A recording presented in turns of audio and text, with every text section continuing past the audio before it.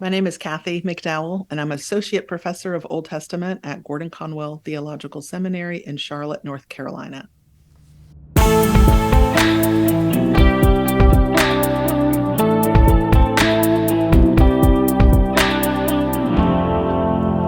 Today on Exegetically Speaking, we've got Dr. Catherine McDowell, who is the author of a wonderful book that we talked about in another podcast, probably upcoming. It's called The Rewards of Learning Greek and Hebrew, Discovering the Richness of the Bible in its Original Languages. Kathy, thanks for being with us today on Exegetically Speaking. Well, thank you for having me. It's great to be with you. I mean, this book is exactly what we're trying to do on this podcast. We are here with Wheaton College and the Séminaire Theological Library trying to promote the study of biblical languages. And we do that here at the library, and I know Wheaton does that, and I know Gordon-Conwell does that, and does that so well. So how did you get started reading Hebrew? Yeah, that's a great question. It came through an interest in wanting to understand Scripture. So I was leading a small group when I was in college and was kind of painfully aware of how little I understood what I was responsible for teaching. And so that's kind of what directed me to seminary. But it really came from a desire to want to understand Scripture. And at Gordon-Conwell, the language is a required part of the degree program, but for good reason. It really does give us access to the Scripture at a level that just can't reach in English alone, despite the fact that we have such wonderful English translations available to us. Yeah, the translations we have are great, but they are limited in what they can do, and translators have to make decisions, interpretive decisions for us, Yes. and in a sense take away our thought process for that. So, Yeah. really an important stuff. Now, did you do formal training and informal? How'd you do it? Yeah, I did it formally. In some sense, I kind of had a late start because I didn't start studying Greek and Hebrew until I was a seminary student. I didn't study that in college, unfortunately. So, I did all of my Greek and Hebrew training initially at Gordon-Conwell, and then I did end up doing a PhD, and I continued it there as well. Yeah, and one of the requirements for PhDs in Hebrew Bible usually is to know Hebrew and Aramaic and maybe other cognate languages, from that area.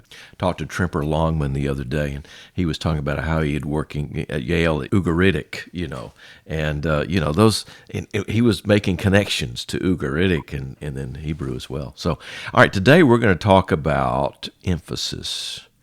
And it's chapter 5. It comes out of chapter 5 of your book, The Rewards of Learning Greek and Hebrew. So tell us a little bit about the different ways that Hebrew shows emphasis. Yes. So Hebrew does not use italics like we do in English or bold typeface. Exclamation points. Yeah, right? or exclamation points. We don't have any of that in biblical Hebrew. But what they do have, certain vocabulary. So there's one word, hene, which is kind of an attention-grabbing word, sometimes rendered as behold. Yeah. But that's a little bit of an archaic translation. Sometimes I think it really suits the context, but most of the time it's kind of grabbing the reader's attention. It's more like a, hey, look, kind of thing. Yeah. And so they have particular words they can use. There's also certain verbal constructions that they can use, which often get translated something like with indeed or surely. Okay. Mm-hmm. And I think that's a good translation. It kind of captures what the Hebrew author intends. But they also can play with word order. And we do this in English, and I'm sure it's done in many, many languages. If you want to emphasize something like an object, you can move it to the front of a sentence.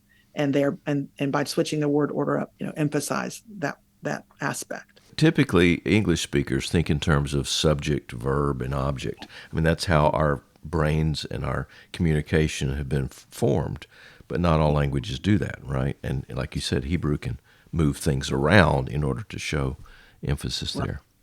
And so often, with the best of intentions, our translation committees will change the Hebrew word order when they translate into English in order to produce a smoother translation that sounds more like how we would say it in English. Mm-hmm. But in some cases, when they do that, they actually unintentionally, I'm sure, lose the author's emphasis or mute it, perhaps.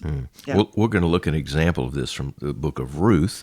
Is it chapter 3, I think it was? Yes, chapter 3, verse 17. So what's happening here? Yeah, so this is after Ruth has met with Boaz on the threshing floor, and he's given her an excess of barley to take back to Naomi. He says, I don't want you to go back to your mother-in-law empty-handed.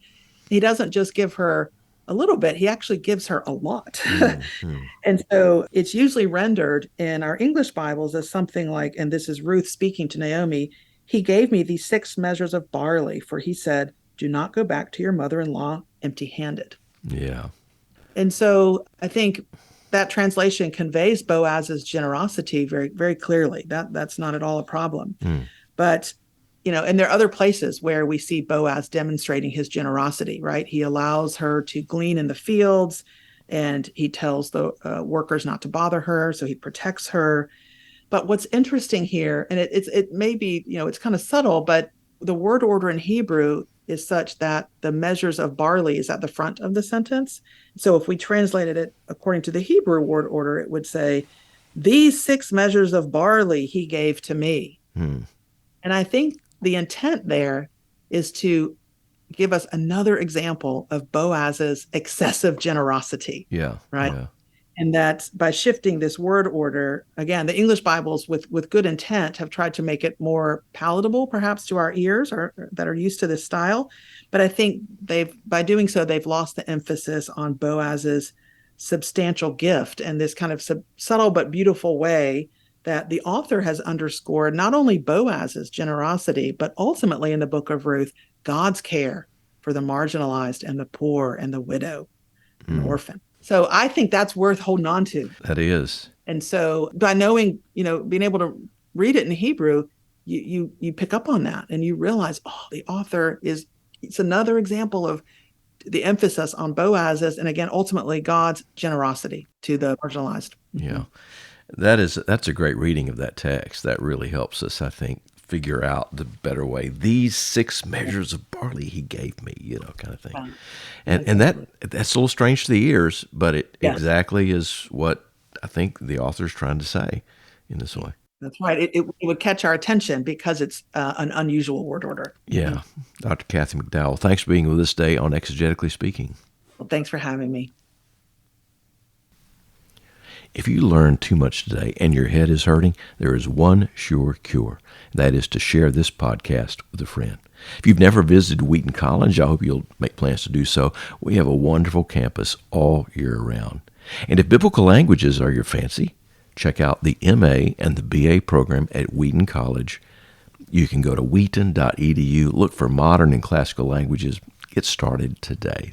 This is the day you want to do it, right? If you have questions or comments, if you just want to be in touch, please email us at exegetically.speaking@wheaton.edu. That's exegetically.speaking@wheaton.edu. Thanks to all those who make this podcast possible. You know who you are. Until next time, thanks for listening.